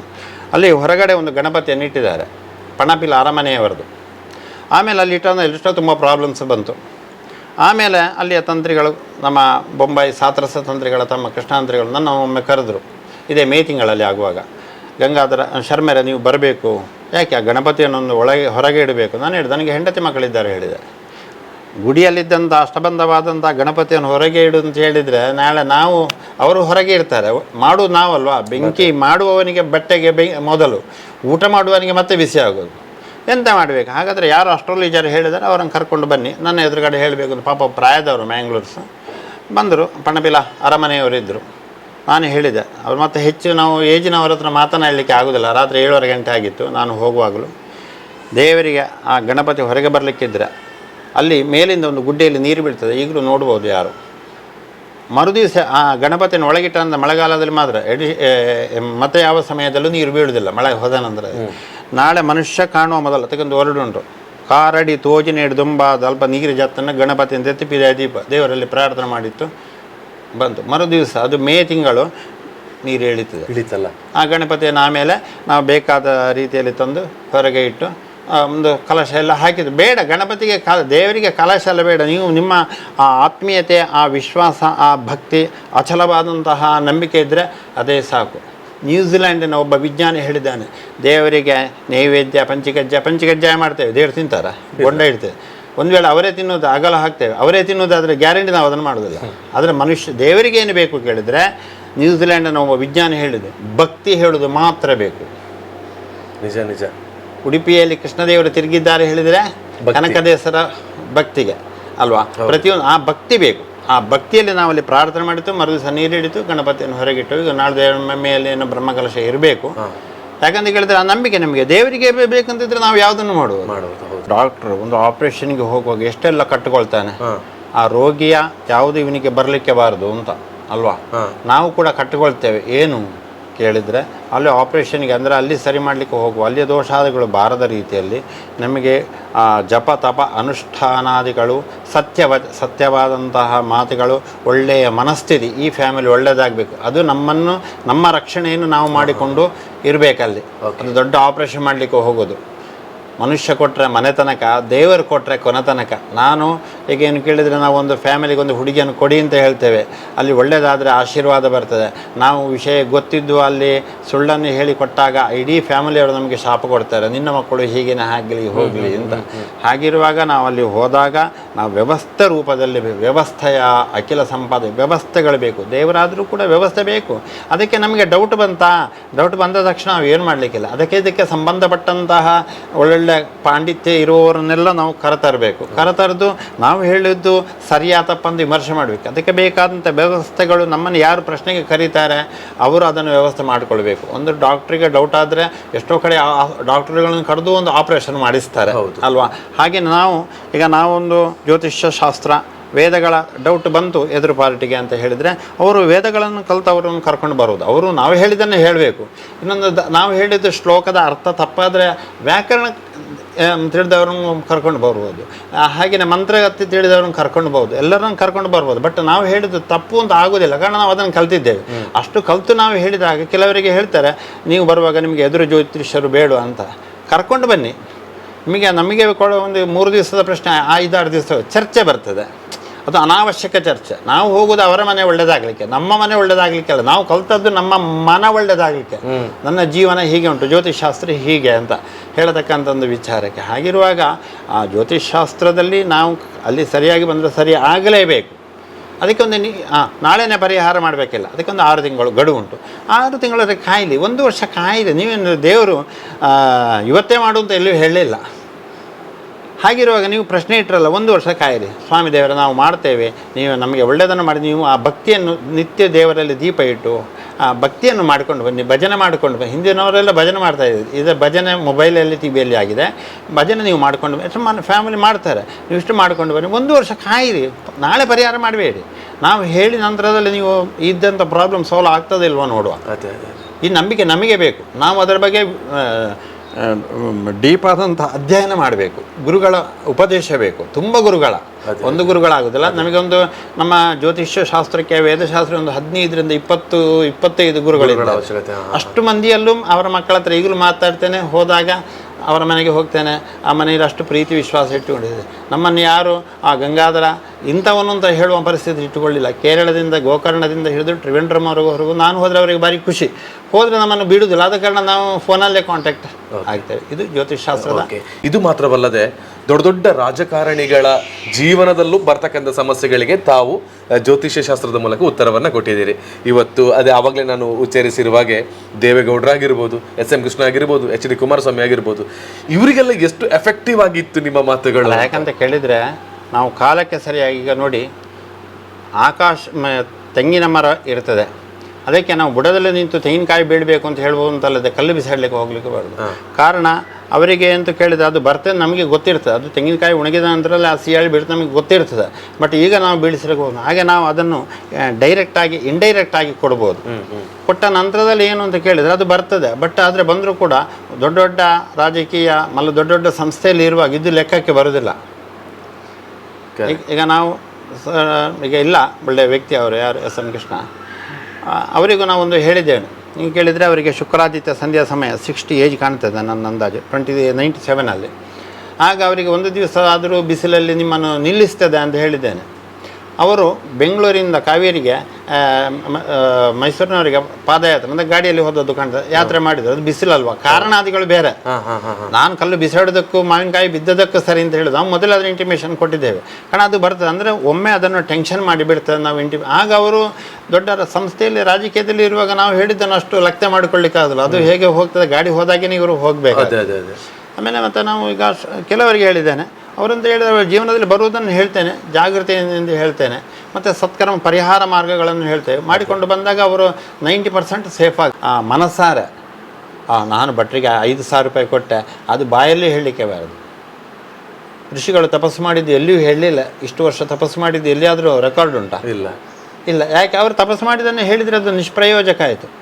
ಯಾರಾದರೂ ನನ್ನ ಮಗಳಿಗೆ 10 ಪೌನ್ ಚಿನ್ನ ಹಾಕಿದ್ದೇನೆ ಅಂತ ಯಾರು ಹೇಳೋದಿಲ್ಲ. ಯಾಕೆ ಹಾಕಿದ್ದೆ? ಈಗಿನ ಕಾಲದಲ್ಲಿ ಯಾರು ಕೇಳೋದಿಲ್ಲ. ಹಿಂದಿನೆಲ್ಲ ಹಾಗೆ ನಾವು ಮಾಡಿದ್ದನ್ನು ಇನ್ನೊಬ್ಬರ ಹತ್ರ ಹೇಳಲಿಕ್ಕಿಲ್ಲ. ಅದೇ ಪುನೀತ್ ರಾಜ್ಕುಮಾರ್ ಇದ್ದಾರೆ, ಒಳ್ಳೆಯ ವ್ಯಕ್ತಿ, ನಾನು ಅವರ ಅಭಿಮಾನಿ. ಗೊತ್ತಾಯ್ತಾ? ಅವರು ಹೋದ ನಂತರದೆಲ್ಲ ಗೊತ್ತಾಯ್ತು ಅವ್ರು ಏನು ಮಾಡ್ತಾ ಇದ್ರು. ಹಾಗೆ ಕೆಲವರು ಮಾಡ್ತಾರೆ ಈಗ ಅಲ್ವಾ? ಯಾಕೆ ಹೇಳಿಲ್ಲ ಅವರು? ಈ ಕೈಲಿ ಕೊಟ್ಟದ್ದು ಈ ಕೈ ಗೊತ್ತಾಗಲಿಕ್ಕೆ ಬರ್ತದೆ. ನಾನು ಭಟ್ರಿಗೆ ಅಷ್ಟು ಕೊಟ್ಟೆ, ಹಾಗೆ ಹೋಮ ಮಾಡಿದ್ದೆ, ನಾನು ಹೇಳೋದಿಲ್ಲ. ನಾನು ಎಲ್ಲೂ ಇವತ್ತು ಹೇಳೋದಿಲ್ಲ. ಅದಕ್ಕೆ ನಾವು ಎಲ್ಲಾದರೂ ಪ್ರಶ್ನೆಗೆ ಹೋಗುವ ನಾವೇನು 5,000 ರೂಪಾಯಿ ಇಟ್ಟುಕೊಂಡು ಹೋಗ್ತೇವೆ, ಅರ್ಜೆಂಟಿಗೆ ಬೇಕಾಗ್ತದೆ ಗಾಡಿಗೆ ಅಂತ. ಕೊಟ್ಟದ್ದನ್ನು ಕಿಸೆಯಲ್ಲಿ ಹಾಕೊಂಡು ಬರ್ತೇವೆ, ಇಲ್ಲಿ ಒಟ್ಟಿಗೆ ಹಾಕ್ತೇವೆ. ಅವ್ರು ಎಷ್ಟು ಕೊಟ್ಟಿದ್ದಾರೆ ಅಂತ ಇವತ್ತಿನವರೆಗೂ ನೋಡದ ವ್ಯಕ್ತಿ. ಯಾರಾದರೂ ಮ್ಯಾಂಗ್ಳೂರಲ್ಲಿ ರಿಸರ್ಚ್ ಸೆಂಟರ್ಗೆ ಬರ್ತಾರೆ, ಅಲ್ಲಿ ಕೂಡ ದಕ್ಷಿಣ ಕೊಡ್ತಾರೆ. ಕೊಟ್ಟ ನಂತರದಲ್ಲಿ ಏನು ಕೇಳಿದರೆ ಎಷ್ಟು ಕೊಡಬೇಕಮ್ಮ ಕೇಳಿದರೆ, ಅಮ್ಮ ನೀವು ಎಷ್ಟು ತಂದಿದ್ರೆ ಅಷ್ಟು ಕೊಡಿ ಅಕ್ಕ. ನಿಜವಾದ ಮೊದಲು ಪ್ರಶ್ನೆಗೆ ಕಾಣಿಕೆ ಇಟ್ಟು ಪ್ರಶ್ನೆಗೆ ಹೇಳಬೇಕು. ಎಷ್ಟು ಇಡ್ತಾರೆ ನಮಗೆ ಗೊತ್ತಾಗ್ತದೆ. ನಾವು ಅದನ್ನು ಇಡೀ ಅಂತಲೂ ಹೇಳೋದಿಲ್ಲ. ಅದು ನಮಗೆ ಎಷ್ಟು ಇವತ್ತಿನ ದಿವಸದಲ್ಲಿ ತಗೊಳ್ಳಿಕ್ಕೆ ಯೋಗ್ಯತೆ ಉಂಟು, ಅವರಿಗೆ ಬ್ರಾಹ್ಮಣರಿಗೆ ಕೊಡಲಿಕ್ಕೆ ಎಷ್ಟು ಯೋಗ್ಯತೆ ಉಂಟು, ಅದು ಮಾತ್ರ ನಮಗೆ ಸಿಗೋದು ಅಲ್ವಾ? ಅವರು ಕೊಡಲಿಲ್ಲ ಅಂತ ಹೇಳಿ ಬೇಸರವೂ ಇಲ್ಲ, ಕೊಟ್ಟರೆ ಹೇಳಿ ಸಂತೋಷವಿಲ್ಲ. ಒಬ್ಬ 500 ಕೊಟ್ಟ, ಒಬ್ಬ 200 ಕೊಡ್ತಾನೆ, ಒಬ್ಬ 100 ಕೊಡ್ತಾನೆ. ನಾವಂತೂ ಇಷ್ಟರವರೆಗೆ ಬಂದವರಿಗೆ ಕೆಲವರು ಕೇಳ್ತಾರೆ, ಬಟ್ ನಾನು ಪರ್ಸ್ ಬಿಟ್ಟು ಬಂದೆ, ಇವತ್ತು ದಕ್ಷಿಣ ಕೊಡ್ಲಿಕ್ಕೆ ಆಗೋದಿಲ್ಲ, ಮನೆಗೆ ಹೋಗ್ಲಿಕ್ಕೆ 100 ರೂಪಾಯಿ ಕೊಡ್ತೀರಾ? ಕೊಡ್ತೇನೆ. ನಾನು ಮ್ಯಾಂಗ್ಳೂರಿಗೆ ಕೊಟ್ಟದ್ದು ಎಷ್ಟು ಉಂಟು. ಮರುದಿವಸ ಮತ್ತು ಇನ್ನೊಬ್ಬರು ಕೊಡ್ತಾರೆ, ಅದು ಬೇರೆ. ಕೊಡದಿದ್ರು ತೊಂದರೆ ಇಲ್ಲ, ನಾನು ಮಾಡಿದ್ದು ದಾನ ಅಂತ ನನ್ನ ಮನಸ್ಸಿನಲ್ಲಿ ಅಷ್ಟೇ ಅಲ್ವಾ? ಅದು ಜ್ಯೋತಿಷ್ಯರಿಗೇನು ಸತ್ಯವಚ ವಿನಯಿ ವೇದಾಧ್ಯಾಯಿ, ವಿನಯ ಬೇಕು, ವೇದಾಧ್ಯಯನ ಬೇಕು. ವೃತ್ತಮಾಂಶ ಸತ್ಯವಚಾಹ, ವೃತ್ತ ಅಂದರೆ ಕಥೆಗಳನ್ನು ಸತ್ಯವಾಗಿ ಹೇಳಬೇಕು. ವಿನಯ ಹೀಗೆ ಮಾಡಿದರೆ ಮಾತ್ರ ಭವತು ದೈವಜ್ಞ, ಅವನು ಮಾತ್ರ ಜ್ಯೋತಿಷ ಆಗಲಿಕ್ಕೆ ಅರ್ಹ. ಮತ್ತು ಮುಖಕ್ಕೆ ತಕ್ಕ ಮಾತನಾಡುವವರು ತುಂಬ ಮಂದಿ ಇರ್ಬೋದು, ನನ್ನ ಅನುಭವದಿಲ್ಲ, ನಾವು ಹೇಳೋದಿಲ್ಲ. ಮತ್ತು ಪ್ರಶ್ನೆಯೂ ಕೂಡ ಹಾಗೆ, ಒಮ್ಮೆ ಅಷ್ಟಮಂಗಲ ಪ್ರಶ್ನೆ ಇಟ್ಟು ಮತ್ತೆ ಡೌಟ್ ಬರಲಿಕ್ಕೆ ಬರೋದು. ಪ್ರಶ್ನ ಸಕೃತೇವ ಗಚ್ಚತು, ಒಮ್ಮೆಲೆ ಹೋಗಿ ಪ್ರಶ್ನೆಗೆ ಹೇಳಬೇಕು. ನಾನು 96 ನನ್ನ ಮನೆಯಲ್ಲಿ ಗುರುಗಳಂತಂದು ಅಷ್ಟಮಂಗಲ ಪ್ರಶ್ನೆ ಇಟ್ಟಿದ್ದೇನೆ. ಆಮೇಲೆ ಇಷ್ಟವರೆಗೂ ಅವರು ಹೇಳಿದ ಮಾರ್ಗದರ್ಶನದಲ್ಲಿ ಸತ್ಕರ್ಮಾದಿಗಳು ಮಾಡ್ಕೊಂಡು ಹೋಗ್ತೇನೆ. ಅದು ಉಂಟಾ ಇಲ್ವಾ, ಹೇಗೆ ಏನು ಮಾಡಬೇಕಾದ್ರೆ ಮಾಡ್ತಾ ಹೋಗ್ತೇನೆ, ನಡೀತಾ ಉಂಟು. ಆರಾಮದಲ್ಲಿ ಇಷ್ಟು ಸಮಯ ದೇವರು ನಡೆಸಿ ಆರಾಮದಲ್ಲಿ ಇದ್ದೇವೆ, ಅದೇ ನಮಗೆ ಸಂತೋಷ. ನಾವು ಇನ್ನೊಬ್ಬರಿಗೆ ಹೇಳುವ ಮೊದಲು ಹೀಗೆ ಬೆರಳು ತೋರಿಸುವಾಗ ನೀನು ಕೆಟ್ಟದಾಗಿದ್ದಿ ಅಂತ ಹೇಳುವಾಗ ಗುರುಗಳು ಹೇಳ್ತಾರೆ, ನೀನು ಹೇಗಿದ್ದೀನಿ ನೋಡ್ಕೋ, 3 ಬೆರಳು ರಿಟರ್ನ್ ತೋರಿಸ್ತದೆ ಅಲ್ವಾ? ಹಾಗೆ ನಾವು ಕ್ಷೇಮದಲ್ಲಿ ಇರಬೇಕು ಆ ಕಲಿತ ವಿದ್ಯೆಯಿಂದ. ಇನ್ನೊಬ್ಬರಿಗೆ ಆಗ ಮಾತ್ರ ಕ್ಷೇಮವನ್ನು ಕೊಡಲಿಕ್ಕೆ ಸಾಧ್ಯತೆ ಅಂತ ನನ್ನ ಒಂದು ಅಸ್ಟ್ರೋ ರಿಸರ್ಚ್. ಸಮಸ್ಯೆಗಳು ಒಬ್ಬನ ಮನುಷ್ಯನಲ್ಲಿ ಇರ್ತಕ್ಕಂಥ ಸರ್ವೇ ಸಾಮಾನ್ಯ, ಯಾರ ಜೊತೆ ಕೂಡ ಹೇಳ್ಕೊಳ್ಳೋದಕ್ಕೆ ಆಗದಿರುವಂಥ ಸಿಚುವೇಶನಲ್ಲಿ ಒಂದು ಬಾರಿ ಇವರನ್ನು ಭೇಟಿಯಾಗಿ ನಿಮ್ಮ ಸಮಸ್ಯೆಗಳಿಗೆ ಪರಿಹಾರ ಸಿಗ್ತದೆ ಅಂತ ಹೇಳುವಂಥ ನೋಡಿ. ಅದಕ್ಕೋಸ್ಕರ ಅವರ ಜೀವನದಲ್ಲಿ ಅಳವಡಿಸಿಕೊಂಡಿರೋದನ್ನು ಕೂಡ ಜೊತೆಯಾಗಿ ಹೇಳಿ ಇನ್ನೊಬ್ಬರ ಜೀವನವನ್ನು ಬೆಳಗಿಸಿರುವಂಥ ಸಂಪೂರ್ಣ ಕಥೆಯನ್ನು, ನೈಜತೆಯನ್ನು ನಮ್ಮ ಜೊತೆಗೆ ಬಿಚ್ಚಿಟ್ಟಿದ್ದಾರೆ. ನಮ್ಮ ಪರ್ಸನಲ್ ಹೇಳಿ, ನೀವು ಎಲ್ಲ ಬಂದು ಆರಾಮದಲ್ಲಿ ನೋಡಿಕೊಂಡು ನಮ್ಮದಲ್ಲಿ ಉಂಟು. ಬಿಸಿ ತಣ್ಣೀರಲ್ಲಿ ಚಳಿಗಾಲದಲ್ಲಿ ಹೊಗೆ ಬರ್ತದೆ, ಆಗ ನಾವು ಅದು ಬಿಸಿ ನೀರಿಂದ ಒಪ್ಪಿಕೊಳ್ಳಿಕ್ಕೆ ಆಗುದಿಲ್ಲ, ಒಬ್ಬರು ಹೇಳೋದು ಅಲ್ವಾ? ಹಾಗೆಯೇ ಇಲ್ಲಿ ನೀವು ಬಂದು ನಮ್ಮ ಅನುಭವವನ್ನು ಹಂಚಿಕೊಂಡ ನಂತರದಲ್ಲಿ, ಈಗ ನಾವು ನಮ್ಮ ಮಕ್ಕಳಿಗೆ ಓದಿಸಿದ್ದು, ನಾವು ಹೋದ ದಾರಿಗಳು, ನಮ್ಮ ಜಾತಕವನ್ನು ನಾವು ಹೇಗೆ, ನಾನು ಕೂಡ ನನ್ನ ಜಾತಕವನ್ನು ನಾನು ಅದೇ ಜಾತಕ ಹೋಗೋದು, ಅದನ್ನು ತಪ್ಪಿ ಇವತ್ತು ಹೋಗೋದಿಲ್ಲ. ಅದನ್ನು ನೀವು ಬಂದು ಅನುಭವದಲ್ಲಿ ನೋಡಿಕೊಳ್ಳಿ, ಒಳ್ಳೆಯದಾಗಿ ಅಷ್ಟೇ. ಎಲ್ರಿಗೂ ಒಳ್ಳೇದಾಗಲಿ. ನೀವು ಕೂಡ ಅಷ್ಟು ಒಳ್ಳೆ ಬ್ಲೆಸ್ಸಿಂಗ್ ಅನ್ನು ಕೊಡ್ತಾ ಇದ್ದೀರಿ. ನಿಮಗೂ ಆ ದೈವಿಕ ಶಕ್ತಿಗಳ ಆಶೀರ್ವಾದ ಸದಾಕಾಲ ಇರಲಿ ಅಂತ ಹೇಳಿಕೊಳ್ತಾ ಧನ್ಯವಾದ ಸ್ವಾಮಿಗಳೇ. Thank you.